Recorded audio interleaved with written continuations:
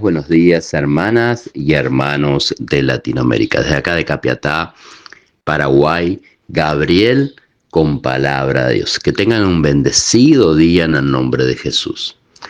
Muchas veces nos preguntamos por qué perdemos en esta vida. Pero hoy vamos a aprender a través de la palabra de Dios que Dios promete restituir aquello que hemos perdido. Dios promete recuperar varias cosas que a lo largo de la vida hemos perdido. Quizá hemos perdido un trabajo, proyectos, hemos perdido a alguien de la familia, se ha destruido nuestro matrimonio, o en la familia con nuestros hijos han pasado cosas que parece que hemos perdido para siempre. Pero para que haya restitución debe de haber una restauración, una reparación.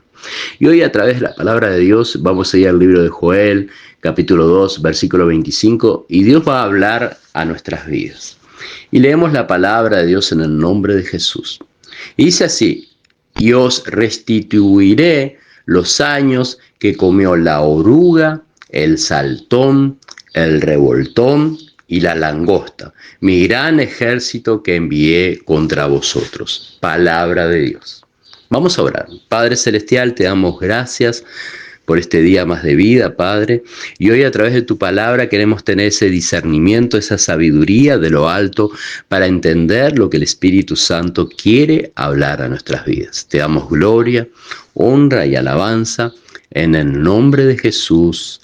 Amén. Amén. En algún momento de nuestras vidas hubo cosecha, pero llegó la pérdida.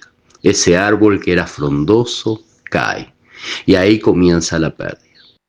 Acá la oruga, como habla la palabra de Dios, es un animal pequeño que empieza a comer los bordes de la hoja.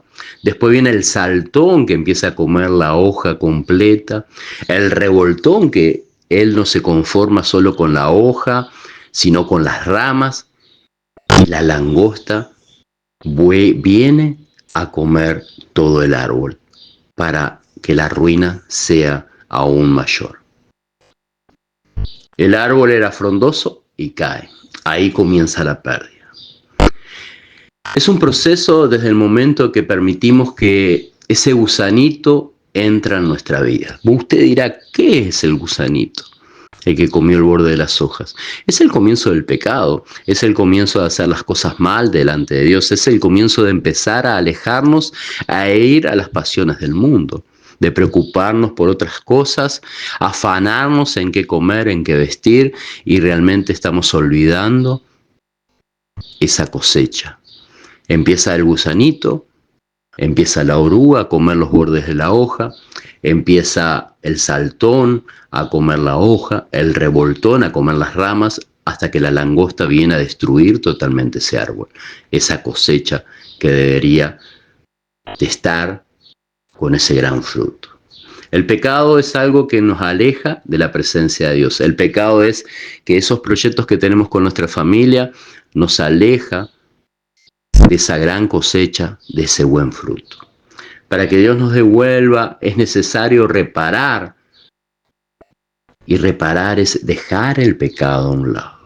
Alabado sea Dios. Que Dios nos ayude a que entendamos esta mañana que el pecado nos está comiendo, nos está consumiendo poco a poco, está destruyendo la familia, está destruyendo los proyectos que tenemos y los propósitos de Dios.